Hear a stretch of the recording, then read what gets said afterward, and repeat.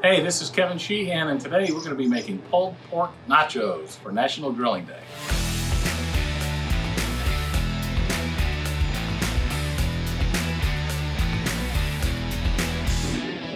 Have you ever made a bunch of barbecue and at the end of the day you had a lot left over? Well, today I'm going to show you how to make barbecue pulled pork nachos. We're also going to throw in some Mexican fiesta nachos and maybe even a nice cocktail at the end to wrap it all up. I made some great pulled pork this weekend. I took a pork butt, which is a piece of the shoulder of the pig, and I smoked it right here on my smoker. Learned about meat from a very young age. Been in the meat industry over 30 years, but my dad was a butcher and so was my grandfather. So I grew up going in and out of meat markets and watching my dad and grandpa break down sides of beef and pork and chickens, etc. And so it's kind of fun to know that I'm still in the meat business as kind of a family heritage. One of the things I'm kind of proud of is I have my dad and my grandfather's knives. And you know what, if you're going to be doing any carving up of meat, you need a good set of knives. And I'd like to show you what I've got. These are my grandfather's butchering knives. And these are very, very sharp. They came from Germany. This is the cleaver. Very, very heavy. Boy, I watched him cut up chickens with this and actually hack through some big pieces of meat. These are all very, very sharp, and I have a tri-system stone over here that I use to sharpen them. This came from my grandfather also, and it's got 3 different stones on it, and it really does a good job of sharpening knives. Now, you probably don't have this at home, and so a tip that I have for you is my wife has got these regular kitchen knives, and sometimes when we go on to trips, we'll go to a cabin and they'll have knives in there also, and they're very rarely sharp. And so a way to sharpen these up is to grab a coffee cup that's ceramic. And the coffee cup usually has a rim on the bottom of it, and that's very, very smooth and ceramic. And you can sharpen your knives, or at least sharpen them up a little bit, by using this right here. Just run it at about a 45-degree angle, a little bit less, and it will take any burrs out and actually put a nice little edge on it. Let's go start the grill. And we'll light it up here in a second, and then I'm going to throw some cherry wood on there. Cherry wood has got a good mild flavor to it. It also puts a really nice color on the meat. I've used hickory in the past. I've also used mesquite. They're not my favorites. You can really over smoke with those two and get a very bitter taste. I like fruit woods, cherry, apple, pear, are really good for me. Now, you don't have to have a rig like I've got in order to smoke meat. You can get yourself, this is called a firebox, smoking box, and it goes on a gas grill. And you fill it up with these pellets. You can buy the pellets at the local store, and they come in all different flavorings of wood. And you just put that on your smoker. You can light it up inside or just let the heat take care of it, and it will smoke up your meat very well.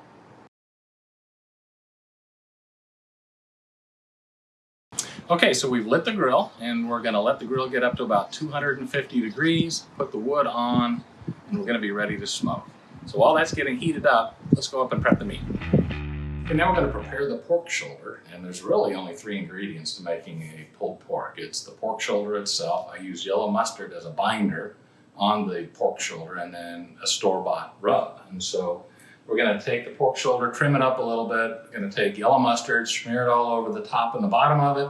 It's going to help the rub adhere to the pork butt itself. And when you're smearing the yellow mustard on there, think suntan lotion, not peanut butter. Okay, so it's just going to be a light smear.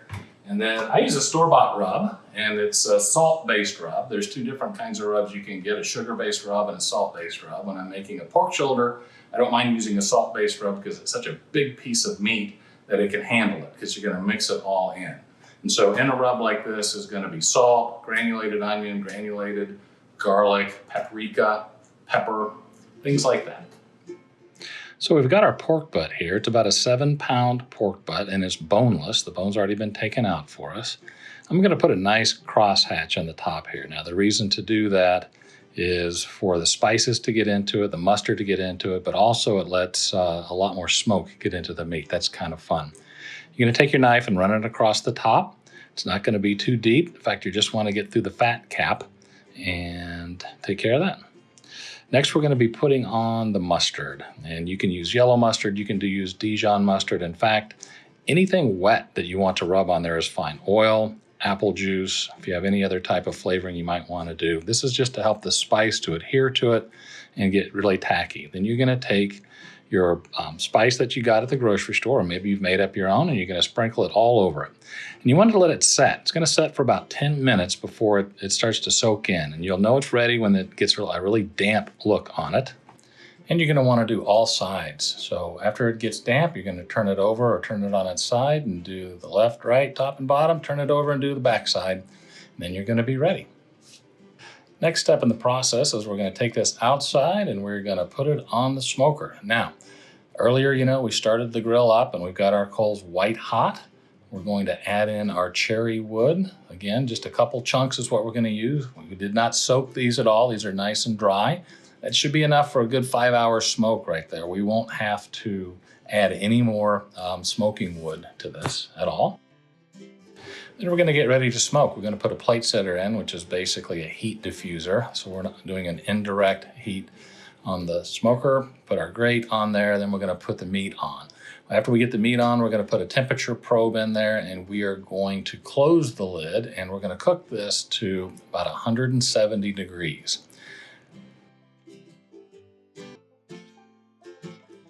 Now, you can hit a stall at about 160 degrees. It takes about 5 hours to get to 170 degrees, and a couple hours in, you're going to find that the meat's already raised in temperature to 160 degrees, and it's going to sit there for a couple hours. But quite frankly, that's where the magic happens in barbecue. Moisture is leaving the inside of that meat, and it's taking all of those connective tissues, and it's turning them into collagen. Then it's taking all of that collagen and turning that into gelatin. And that is just where the barbecue magic is and makes that great barbecue feel. Now look at this. It looks great. We're at 170 degrees. We've got a good bark on the outside. We know that the inside is good and moist. And we're going to take it off and finish this in the oven, actually. We're going to bring this up to 200 degrees inside. There's no reason to keep it outside, burn up any more charcoal. We're going to wrap it nice and tight. Got heavy-duty aluminum foil.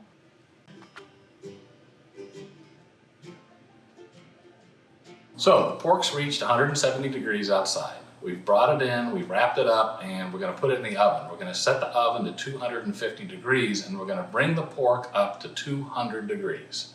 That's our goal. Should be about another 5 hours.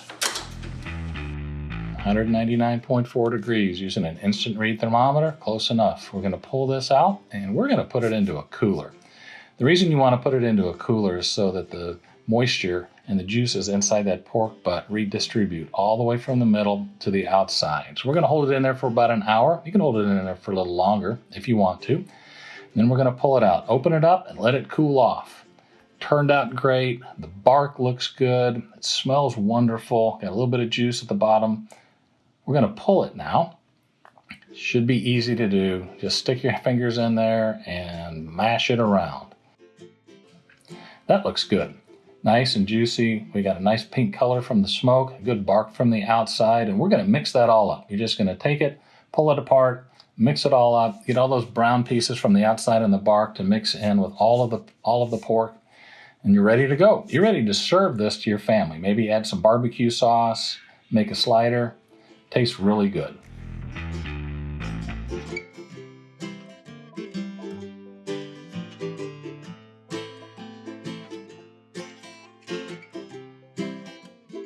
All right, so let's talk about nachos. First, you need a good chip, and we've got restaurant-style triangular chips for our nachos. Of course, we have our pulled pork from yesterday when we cooked the pulled pork. That's leftovers. Some goodies to go on top is going to be a really neat melting cheese. We're going to add some milk to that and melt that in the microwave. This is a white queso that already has jalapenos and peppers already in it.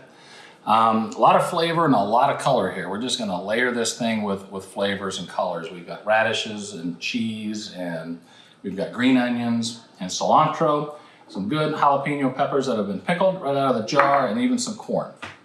So let's go melt the cheese.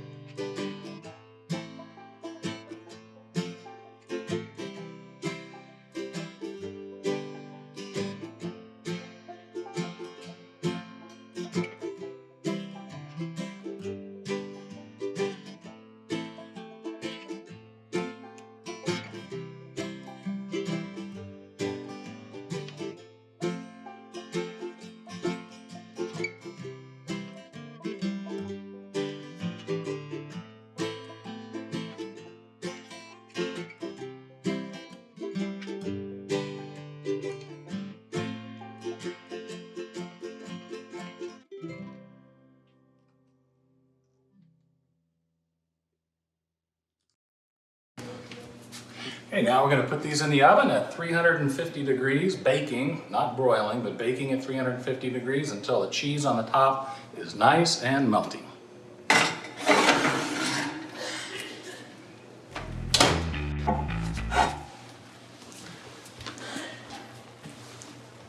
"15 minutes later, the nachos are out of the oven. We're going to add some fresh ingredients and finish topping it off.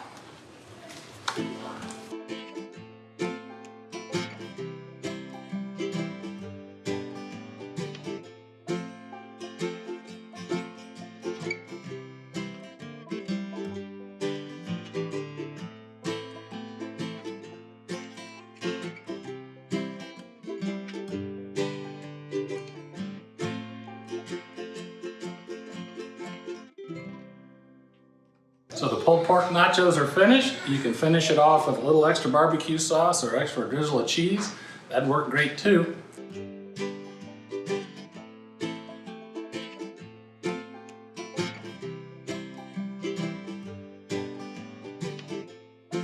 Okay, so we've made our nachos and we talked about a cold drink, and today I'm going to make a cold drink that goes back to my college days, one of our favorites from Manhattan, Kansas. It's called a Nancy.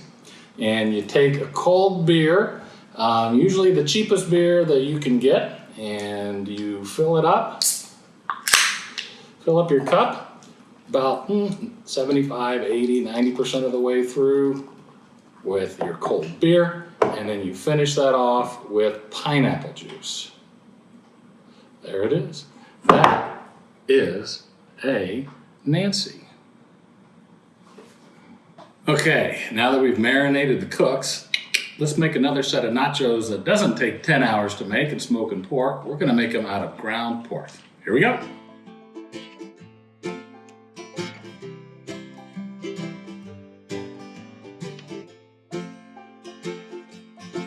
Okay, now for some quick and easy pork taco nachos. We're going to make this with ground pork, taco seasoning, and to get that all fried up in the pan, we're going to put that over our nachos chips, and we're going to add all of our ingredients. Again, we've got cheese and onions and cilantro, corn, a little bit of sour cream, jalapenos, made some homemade salsa, and nothing like a good squeezed lime on top of everything. Okay, we've ground up our ground pork, and now we're going to add the seasoning and water for the instructions.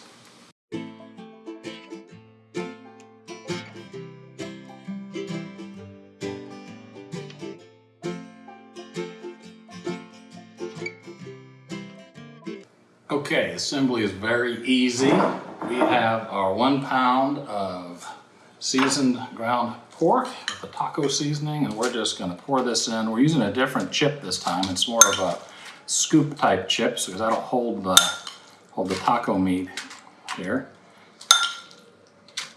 Love using pork for tacos, very authentic flavor.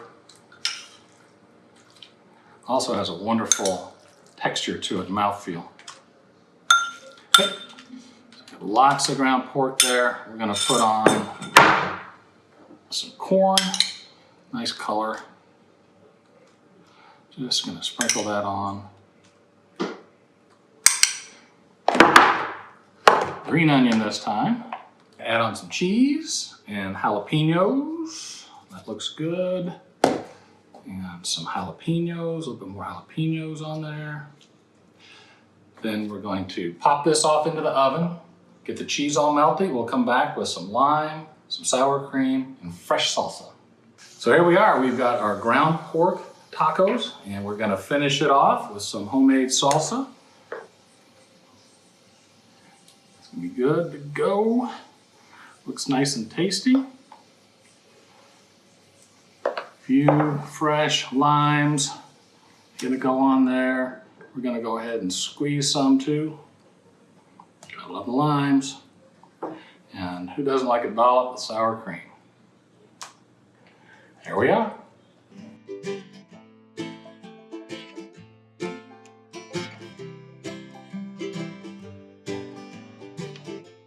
This is Kevin Sheehan. Thank you for joining me today. We made some great pulled pork nachos. We used leftover pulled pork, restaurant-style tortilla chips, and all your favorite toppings to make nachos. Then we made some ground pork taco nachos. If you don't have all the time to make pulled pork, you can sure do it that way. And have a great National Grilling Day.